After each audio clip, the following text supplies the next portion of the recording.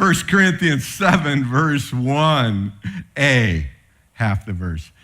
From the NLT, now regarding the questions you asked in your letter. Well, that didn't take much biblical research, did it?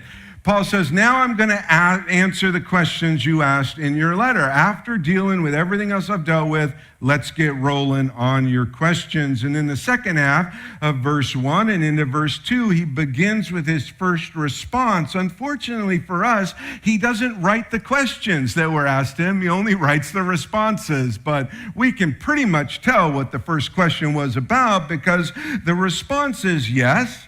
It is good to abstain from sexual relations, but, verse 2, but because there is so much sexual immorality, each man should have his own wife, and each woman should have her own husband. Do you see the yes, but approach?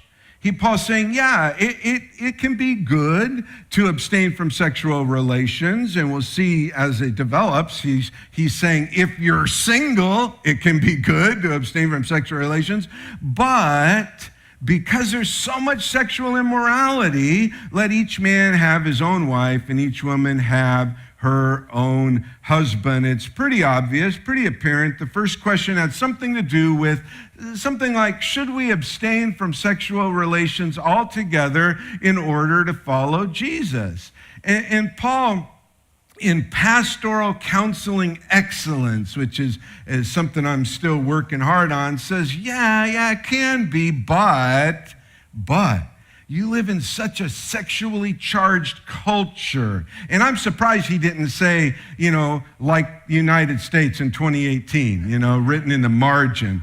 You live in such a sexually charged culture that each man should have, in the sexual sense, should have his own wife, and each woman should have her own husband. So obviously, Paul's responding to the first question to married couples. And he says, first of all, sex is between a husband and a wife. All right, so let's just go ahead and say it. Sex is between a husband, meaning a male, and a wife, meaning a female, within the bounds of marriage.